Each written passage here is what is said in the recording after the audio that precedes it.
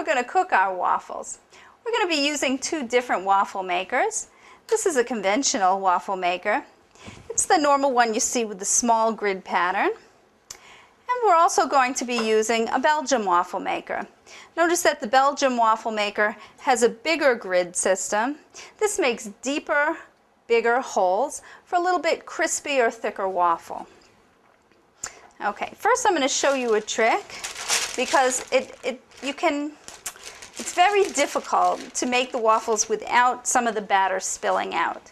So I'm going to place a piece of baking paper. You can also put a piece of foil under your waffle maker so that when the waffle batter does drip out of the waffle maker, don't worry about it, you'll just pick it up and clean it away. It takes a little while to get used to exactly how much batter you can put in your waffle maker. And while you're experimenting, it will drip out. And sometimes even when you know how much your waffle maker will take, the batters differ a little here and there, and some will always spill out. Now we're going to cook our waffles. First, you want to preheat your waffle iron before you start. Most waffle irons have two indicator lights. The red light will show that the waffle iron is plugged in and on, and the green light will show when the waffle iron is nice and hot and ready to cook in. It also will show you when the waffles are finished and ready to remove from the pan. We're going to be cooking our quick and easy batter in the regular waffle iron and our light and airy batter in our Belgian waffle maker. Let's get started. Now this waffle iron, my regular one, is pretty old and used.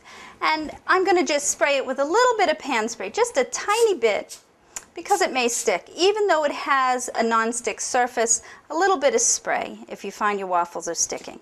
I'm going to use 1/3 cup of batter in each waffle section. Just pour that all in there and close it up. Okay. Now in the Belgian waffle maker, it's a little bit bigger. And it's a brand new machine. I'm not going to use any pan spray. Although if you find that your waffle iron sticks, you can always do just a little spray of pan spray. I'm using 1/2 cup of batter because this is a little bit bigger. And we'll pour that right in there and close that up. Now we'll wait. You'll see that the green light should turn off. And then when it turns on again, the waffle should be ready to take out. You want to resist the temptation to open that waffle machine too early because you may pull your waffle apart.